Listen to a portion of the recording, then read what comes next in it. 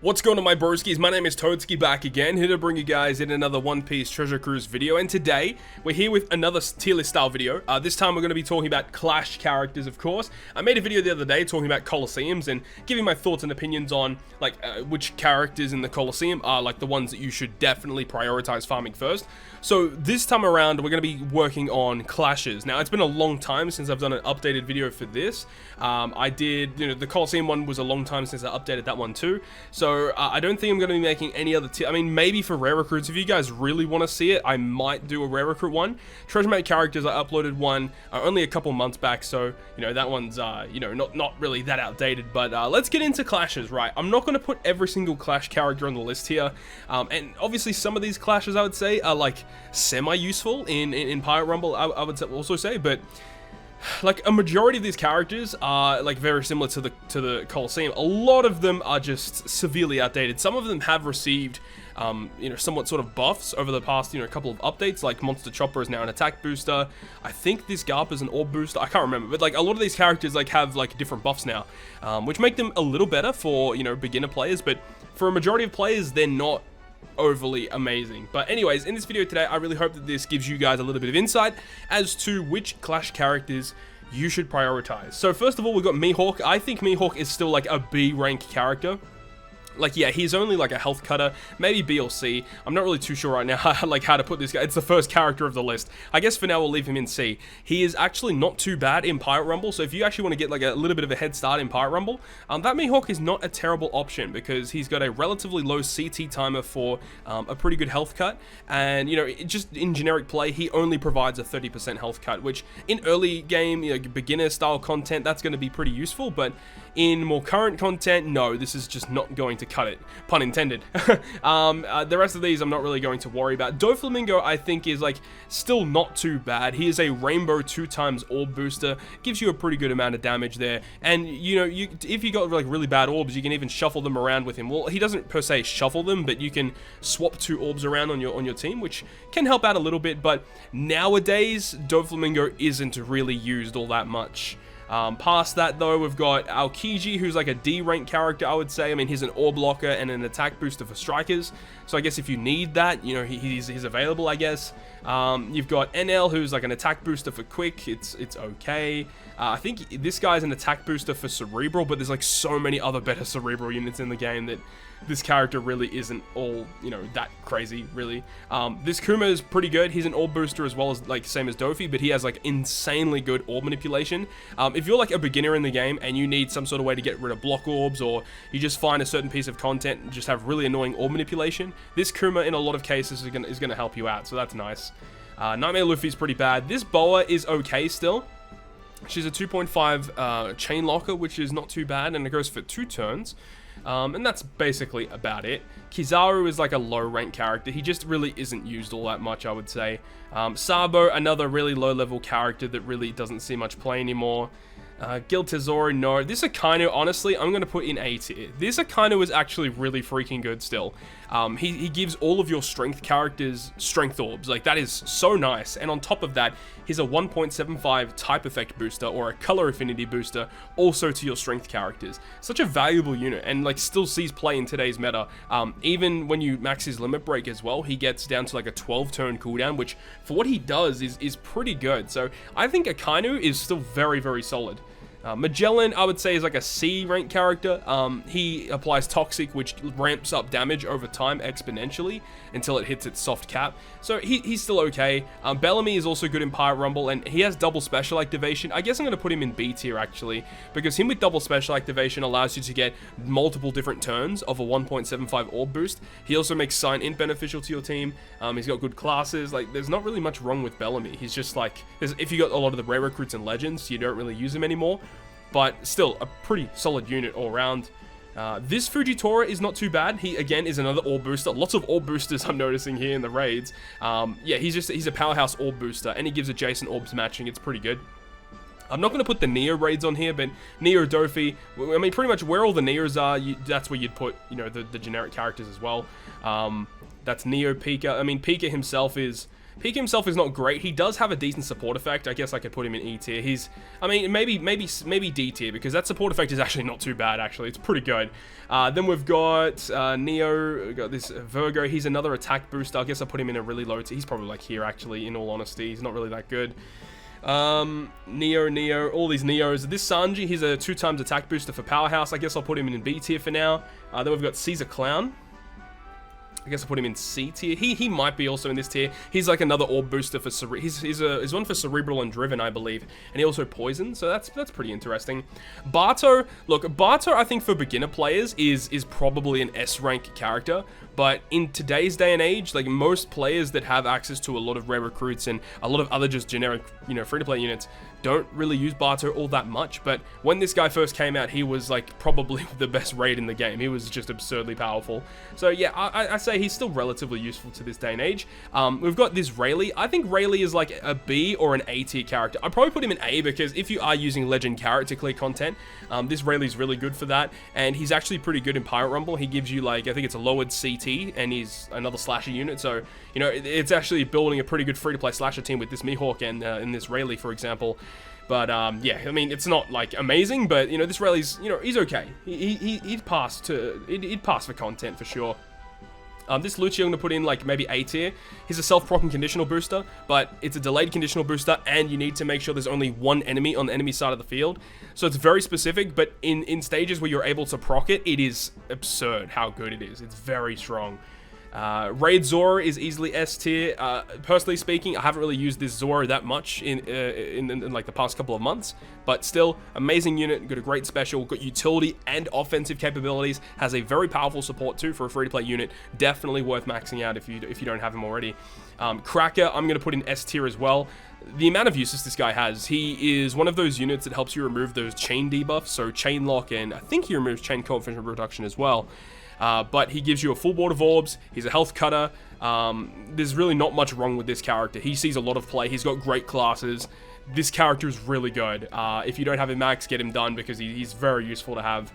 Then you got, where are we now? We're here. So we've got this Blackbeard.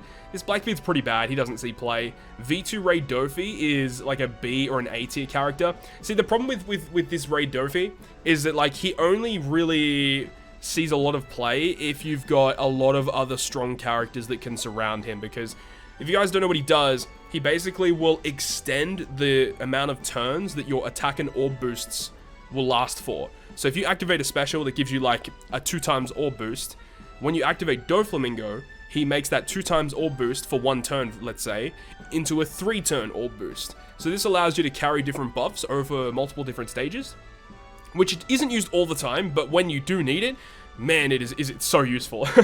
It's very nice to have. So I guess I'll leave him in B tier for now.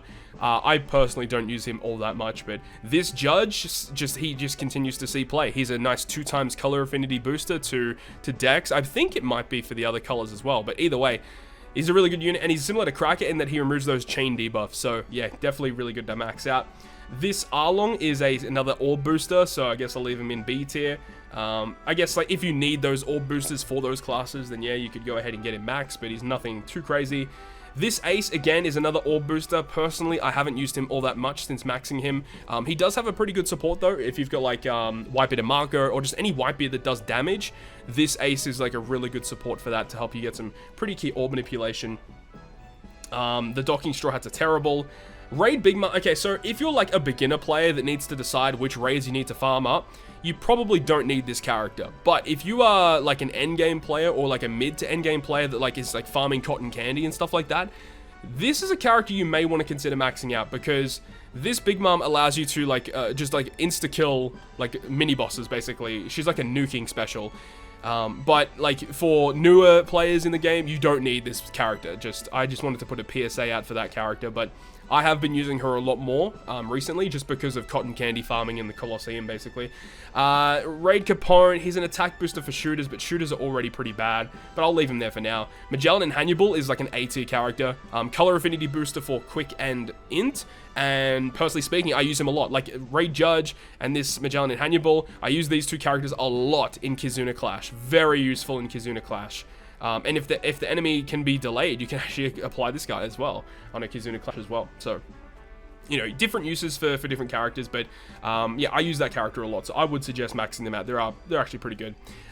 We've got this Garpens and Goku. I'd say they're like a B tier character. I mean, on paper you may think that you're like, oh, they're amazing, but in actual play, you don't really use them that much. They're a 1.75 attack and all booster for fighters, but when you launch the special, they remove beneficial effects, so you can't really stack too much with them. And I guess if you don't have many good fighter characters on your account, then yeah, you should probably get this guy. But then again, you got to remember that, like, you know, if you are, let's say, a beginner in this game and you did your Straw Hat reroll, and you should probably have that Gear 4 Luffy, the quick Gear 4 Luffy, which can super evolve into Snake Man. If you have that character, he's mainly going to be your fighter or booster in a lot of cases. So, I mean, that's just that example there, but, you know, you probably don't need this character depending on what type of account you have. He just doesn't really need, like, to be max. You don't need him for anything specifically, but I guess he's just kind of there, right? He's just there. Next is, okay, this Leo technically isn't a clash, but it's interesting that he's here. He's actually not bad. I think I'm also going to put him in B tier. He just has, like, a relatively good skill set. He does a lot of different things. He's a utility-based unit. The Stampede Straw Hats. The Stampede raids are pretty terrible, but then these ones at the end, yeah, these ones are good. This Rob Lucci is an A tier. This Stampede. Actually, you know what? I think Sabo probably is an S tier character. He removes, like, burn and attack down by 5 turns. His color affinity, his beneficial orb enable. This character is actually pretty insane when you think about it. And, you know, he does see a lot of play, I will admit. This Lucci, on the other hand, yeah, he is good. If you've got Douglas Bullet, you probably want to max this guy out. He is very good for Douglas Bullet. But, like, this Sabo, like, obviously works well with Stampede Luffy, but he works well with a lot of other Psi, Strength, or Dex teams. He's really powerful to have. So, yeah, I do think Sabo is slightly better. And sees more play than this Lucci, because this Sabo just has, like, crazy utility that's way more useful compared to Lucci, because Lucci depends on, like, how many characters of a certain color on your team, whereas Sabo doesn't care. He's just, like, you know, just gives you all this stuff. So, yeah, I think Sabo is slightly more useful. Crocodile, S tier, no doubt. Dude, this Crocodile is actually insane. He is very similar to Cracker, where he just removes all of those different chain debuffs by, like, 7 turns. And then he does really good ore manipulation, and he applies that base chain buff. So if your captain, I think, is Striker or Cerebral, it has to be, your base chain multiplier starts at a 2 times instead of the regular 1 times. It's pretty good. It's pretty good. So it's good offensively, it has utility, and orb manipulation. Just a very powerful special to have. So definitely max him out. He is a very difficult clash, but well worth maxing for sure. Okay, so we've got Zoradro, who technically, is same as this Leo, is technically not a clash character, but he is definitely like at least an A tier character. He is really good. He has just a mass amount of paralysis reduction. He also is a defense reducer, and like there aren't many like top tier Zoro characters in the game, but this is definitely like one of those good Zoros in the game. He's really nice to have. After that we have, okay, this Monet is actually not bad. I would say this Monet is like an A or a B tier, just because of her amazing utility that she has. Like, by maxing this character, you can max this Zoro, but she's really good just outside of that as well. I actually don't remember what the Paulie and the Blue Gilly does. Paulie's not even here. Okay, so this is a very weird list, either way. Clash Carrot. Clash Carrot. She is actually pretty good. I think she's probably an A tier. She is an attack booster for Quick and Int, and if you use her special twice in the same turn, it's like a 2.25 boost, and she removes enemies' defense up. Like, so, you know, having utility and also having an attack boost in the same special is nice, and, you know, it can be a huge attack boost if you're able to launch it twice. So yeah, I think she's really good. Next is going to be Kobe Meppo. Kobe Meppo are like a B tier, yeah, for sure. They're an attack booster for 2 colors. That's pretty good to have. Then you've got Mihawk and Shanks. I think they're a C tier unit. I know a lot of people love this character, but honestly, like when I max this character out, I don't even remember the last time I used them. I think I might have used them maybe once on a treasure map, and outside of that, I can't even remember the other times I've even used this guy. Just a character that's not needed in my eyes. I just don't think it's really, you know, spending the resources to max him out when you've got all these other ones that you should really be focusing in on. Then you've got Bonnie. Bonnie is easily S tier. Just utility and orb manipulation, amazing. So good, dude. Makes recovery orbs beneficial as a sub as well. She changes those orbs into recovery. Great defensive effect removal on the enemy. Just such a valuable character to have for sure. The CP9s, they have good utility. They're like an A tier in terms of their utility, but honestly, outside of their release event, I don't remember the last time I've used them, or if I am ever going to use them moving forward here. Yeah, I think I'll leave them in A tier for now, because they do have pretty good utility, I will admit, but honestly, they're probably like a really low tier. I mean, I can't even freaking move these characters around, but I don't think this character is like super high priority that you should really focus on. But you know, if they're out or you have them available, you should maybe look into them, because they're actually not too bad. Then we've got Jimbei. Jimbei is probably an A tier unit. I said A tier. This guy has, again, just like attack down removal, utility, color affinity to strength. Really good unit just across the board. Then you've got this Kaido. I think Kaido is like a B tier. Like, he's not super amazing, honestly.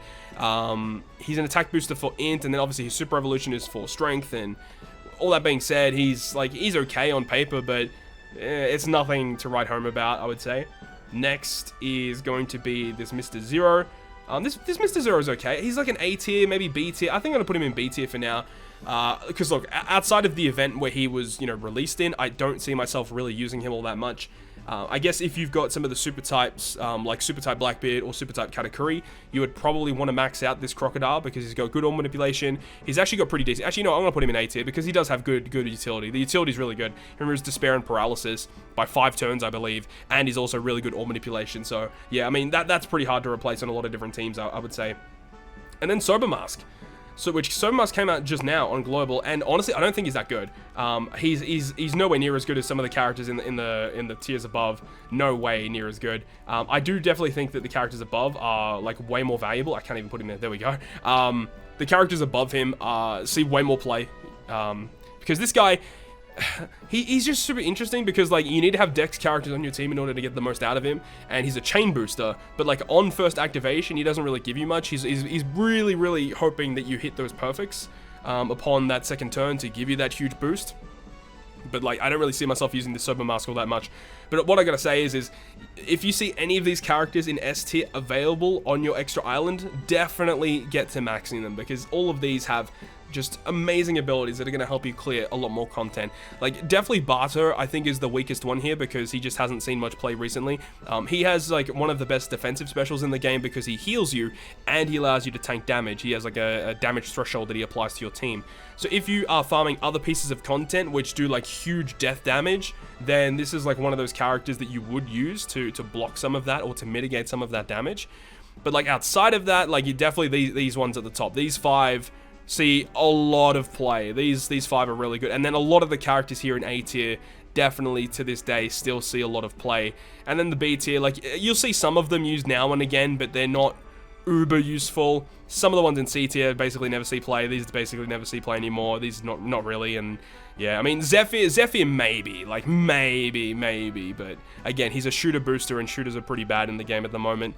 But then that's pretty much it. Honestly, I'm really happy with this list, because like, just personally speaking, as a person who uses a lot of these raid characters, these ones at the top are the ones that I always use for sure. So anyways, hopefully this gives you guys a little bit more insight as to what you should be focusing in on in terms of maxing these Clash characters, and hopefully your farming goes well. So that is going to wrap this one up. If you guys have any thoughts or any characters that I may have ranked not to your liking, or maybe there's a character that I potentially missed, I mean, you could maybe say Heracles could be like a D or a C tier character, but honestly speaking, probably not nowadays. I mean, the rest of these characters, a lot of these are Neos, and a lot of these aren't like super amazing. I mean, maybe the Stampede ones, I don't even remember exactly what some of these Stampede characters even do, but coming from me personally, I don't even remember using any of these Stampede characters outside of the treasure map that they were used for.